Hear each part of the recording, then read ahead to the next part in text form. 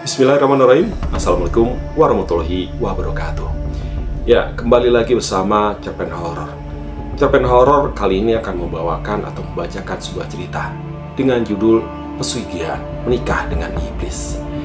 Baik, bagi para teman-teman yang mau membantu channel ini supaya bisa lebih berkembang lagi, bisa membantu dengan cara menekan tombol subscribe.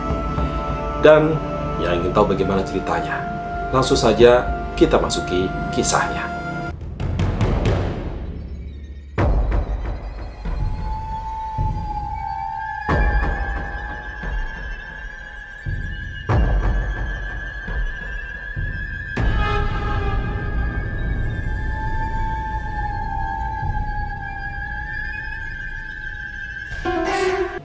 Malam itu suara langkah Kinanti terdengar mantap ketika menapaki jalan tanah kering. Wajahnya terlihat datar, matanya menyorot penuh keberanian. Ia terus saja berjalan menyusuri jalanan sebelum akhirnya menghentikan langkahnya tepat di depan pintu sebuah rumah tak berpenghuni. Hening dan gelap suasana di dalam rumah itu membuat kesan seram begitu terasa.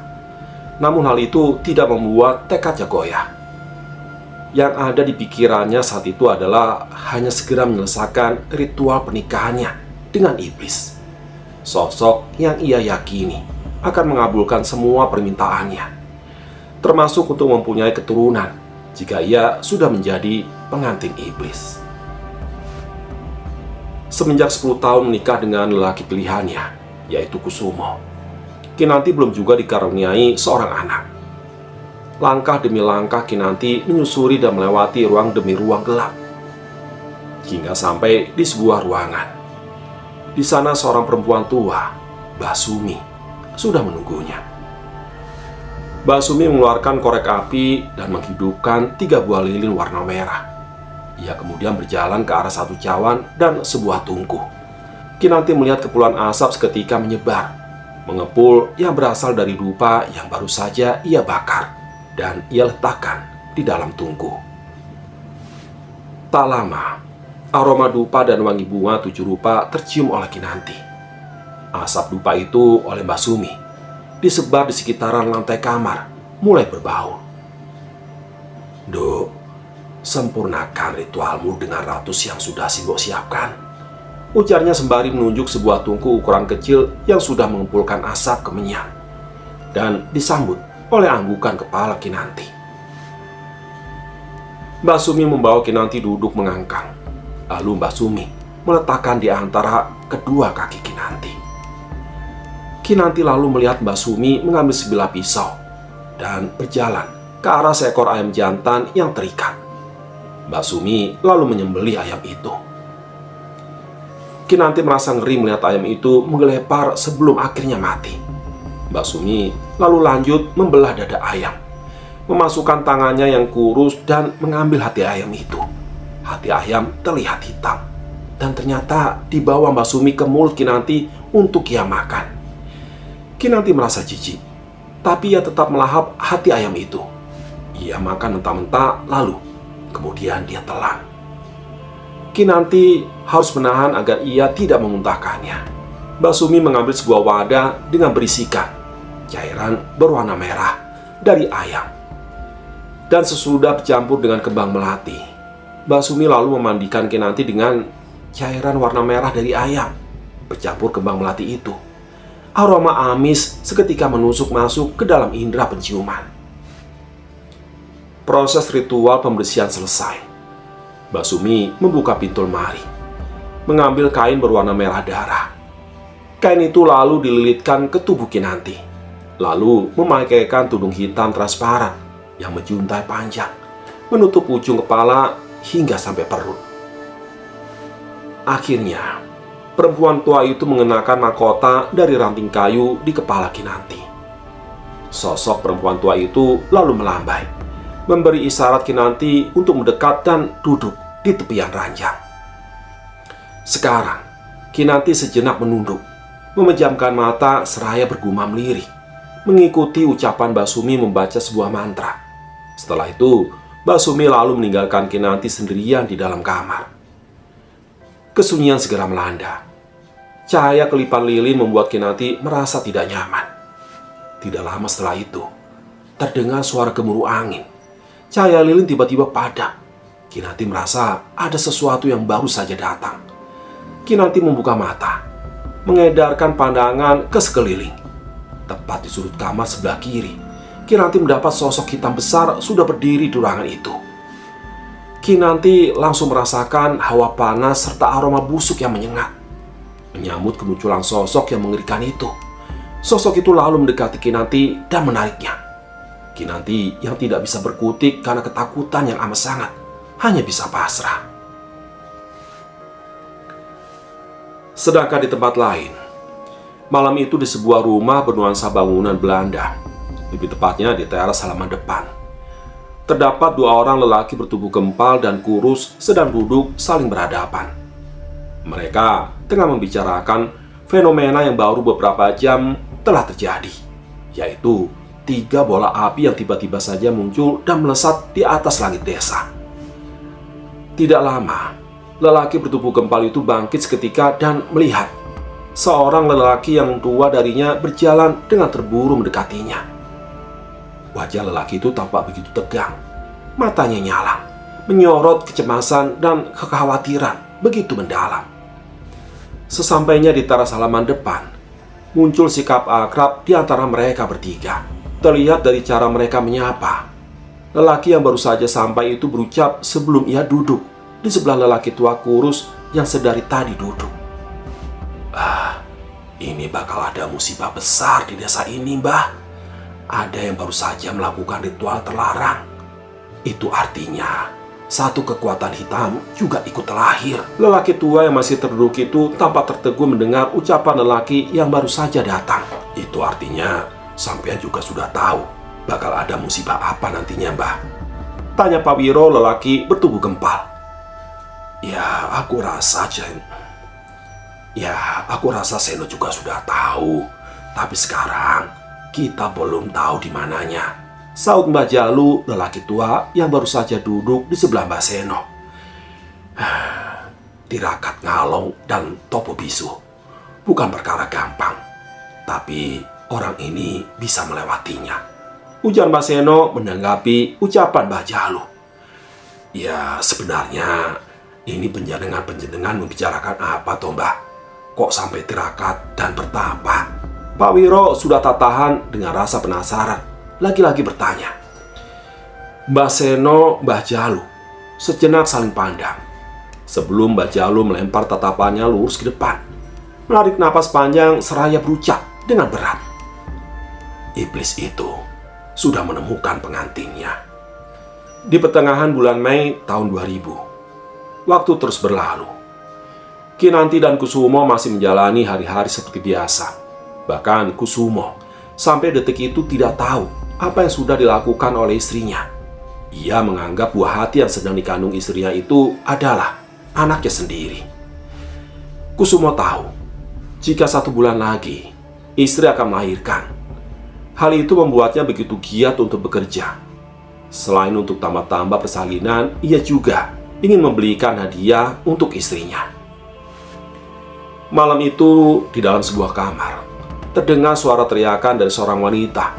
Lengkingannya yang parau dan menyayat hati itu pun tidak mampu membuat Malam itu, di dalam sebuah kamar, terdengar suara teriakan dari seorang wanita. Lengkingannya yang parau dan menyayat hati itu pun tak mampu membuat warga sekitar terbangun. Mungkin karena di luar masih hujan, suara teriakan Kinanti tersamarkan oleh suara riuh air hujan. Sedangkan rumah hasil keras Kusumo yang dikelilingi kebun pisang itu tampak berdiri kokoh, walaupun hanya berdinding plester semen yang masih belum sempurna. Tapi di dalamnya terdapat seorang wanita yang sedang berteriak kesakitan, berjuang antara hidup dan mati. Dia sendirian, memegang perutnya yang terasa seperti dicabik-cabik ganas dari dalam. Aduh, tolong, sakit, teriaknya sembari sesekali mengejar, menahan napas. Keringatnya mulai mengucur, membasahi wajah dan seluruh tubuhnya. Kinanti kembali berteriak saat perut bagian bawahnya terasa dicengkeram kuat. seolah bayi yang ada di dalam perutnya itu seperti binatang buas yang sudah kelaparan. Kinanti tahu bahwa jabang bayi hasil pernikahannya dengan iblis itu sedang berusaha untuk segera keluar. Sementara di sebuah pabrik yang jaraknya sekitar 1 jam perjalanan, Kusumo masih sibuk dengan pekerjaannya sebagai buruh. Malam itu Kusumo memilih untuk lembur. "Ayo nak, ayo cepat keluar nak, ibu sudah tidak kuat." Gumam Kinanti berharap dengan begitu si jabang bayi paham dan segera keluar dari rahimnya. Benar saja, setelah kalimat itu terucap, otot bagian bawah perut yang kaku itu semakin lama semakin mengencang kuat. Seakan bayi itu mendengar ucapan ibunya.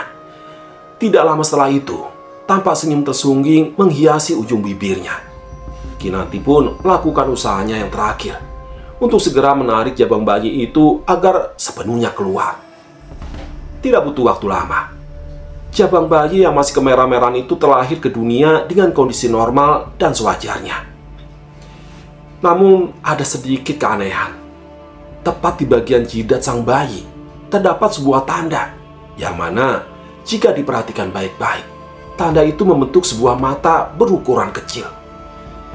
Kinanti mengambil jeda untuk beristirahat. Sejenak ia menatap sang jabang bayi. Dilihatnya, mulai dari ujung kepala hingga ujung kaki, tak ada kecacatan suatu apapun. Hingga pandangannya terhenti pada tali pusar yang masih melingkar di perut sang bayi. Setengah jam kemudian, Kinanti memaksa tubuhnya untuk bergerak, walaupun rasa perih masih menggelayuti. Ia pun tidak menghiraukan. Kemudian diambilnya gunting dan beberapa perlengkapan yang ada di atas meja kamarnya. Kemudian berjalan ke arah pintu belakang rumah sebelum akhirnya membukanya. Di sana, tepat di halaman belakang, hal mengerikan pun terjadi. Hujan yang cukup deras itu tidak menyurutkan tekadnya untuk segera menyelesaikan ritual terakhirnya. Setelah Kinanti memotong tali pusar anaknya, dengan wajah beringas bak kesurupan, Kinanti memasukkan, melahap, dan mengunyah potongan tali pusar itu dan gumpalan ari-ari secara mentah-mentah. Gemuruh angin disertai petir secara bersamaan muncul, menandakan jika ritual itu selesai, dan sekaligus mendatangkan satu sosok yang begitu mengerikan. Tepat di hadapan Kinanti, muncul sosok iblis tengah menjulurkan lidahnya yang panjang, sembari menggeram seperti anjing. Kinanti tidak bergeming ketika sosok itu menjilati jabang bayi yang sedang digendongnya. "Rawat anakku. Setelah itu, apa saja yang kamu inginkan bakal aku kabulkan. Tapi satu yang harus kamu ingat, Nduk. Mulai sekarang, kamu sudah menjadi abdiku. Raga dan sukmamu sudah resmi menjadi milikku. Sewaktu-waktu aku butuh kamu. Mau, tidak mau, kamu harus melayani. Tapi kalau sampai kamu melanggar, tahu sendiri akibatnya." Tak lama setelah itu, senyuman tersungging menghiasi bibirnya. Sesaat setelah sosok itu berbisik dan sebelum akhirnya menghilang. "Setelah ini, hidupku tidak akan bakal sengsara lagi. Karena kamu, ibumu, bakal jadi orang kaya. Bakal jadi orang yang paling disegani," ucap Kinanti diakhiri dengan suara tertawa yang sangat nyaring. Bersamaan dengan itu, guyuran hujan semakin deras disertai angin yang bertiup kencang. Bahkan sosok-sosok tak kasat mata yang ada di sekitaran tampak tertawa senang ketika melihat Kinanti berjalan masuk ke dalam. Setelah peristiwa itu, kehidupan Kinanti berubah drastis. Ia menjadi orang paling kaya dan orang yang paling disegani. Bahkan dia sampai berhasil menjadi anggota dewan dengan 3 periode berturut-turut. Namun ada satu hal yang masih menjadi misteri besar yang belum terkuak, yaitu Kusumo. Semenjak saat itu Kusumo tak terlihat lagi. Bahkan namanya menjadi perbincangan warga desa. Sampai akhirnya karena warga curiga, mereka berbondong-bondong menggerebek rumah Kinanti. Di sana, fakta mengejutkan terkuak. Jasad Kusumo ditemukan di dalam kamarnya, dalam kondisi sudah diawetkan. Ya, demikianlah cerpen horor kali ini. Sampai ketemu lagi di cerpen horor berikutnya. Terima kasih. Assalamualaikum warahmatullahi wabarakatuh.